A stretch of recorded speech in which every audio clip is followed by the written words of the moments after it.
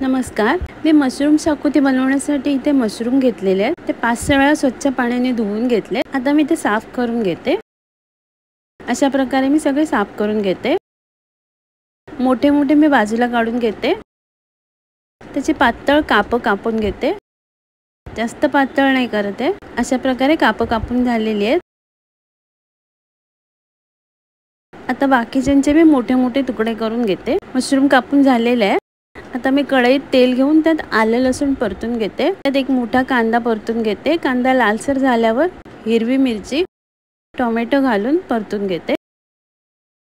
Tomato जरासा नरम झाला की किसून घेतलेलं खोबरं घालते आणि लालसर होईपर्यंत भाजून घेते। खोबरं भाजून झालेलं आहे। त्यात मी गरम मसाला घालते। थंड झाल्यावर मी त्यात कोथिंबीर आणि थोडंसं पाणी घालून मिक्सरला बारीक वाटून घेते। मसाला वाटून झालेला आहे। आता कढईत मी तेल घेऊन त्यात मोठा कांदा घेतलेला आहे परतून घेते।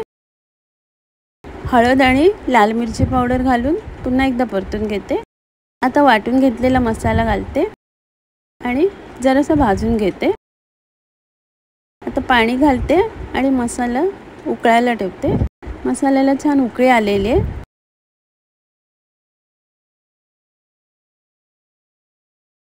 त्यात मी मशरूम घालते। मशरूम शिजायला वेळ लागत नाही म्हणून मी शेवटी घालते। चवीप्रमाणे मीठ घालते आणि छान मशरूम शिजवून घेते। मशरूम शिजलेले आहेत। आता वर मी कोथिंबीर घालते। मशरूम शाकोती तयार आहे।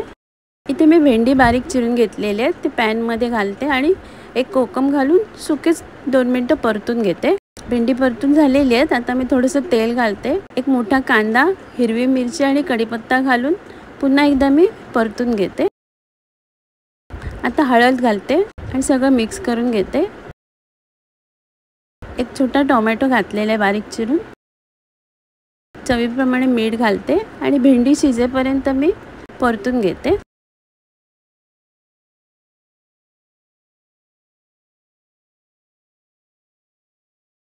भेंडी शिजलेली आहे। आता त्यात मी खोबरं घालते आणि मिक्स करून घेते। 2 मिनिटं परतून घेते। वरून कोथिंबीर घालते। भेंडीची भाजी तयार आहे। इथे मी पापड घेतलेले आहेत। ते तव्यावर मी सुके भाजून घेते।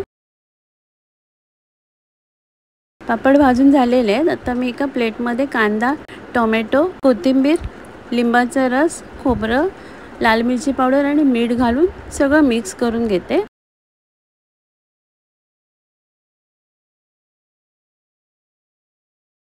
आणि ते पापड मी बारीक चुरून घेते। आयत्या वेळी घालायचे। अगोदर घालून ठेवले तर पापड नरम होतील।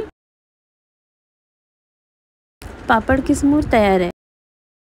इथे मशरूमची कापं घेतली आहेत मी। त्यात लाल मिरची पावडर, हळद, मीठ, आलं लसूण पेस्ट, लिंबाचा रस घालून त्याची पेस्ट करून घेतलेली आहे। त्यात मशरूमला लावून घेते आणि दुसऱ्या प्लेटमध्ये मी रवा, तांदळाचे पीठ, लाल मिरची पावडर आणि मीठ घालून मिक्स करून घेते आणि ते मशरूमला लावून घेते। इथे तव्यावर मी तेल घेतलेले आहे। तेलामध्ये मी मशरूम दोन्ही बाजूने भाजून घेते। मशरूम भाजून झालेले आहेत। आता मी सर्व करते।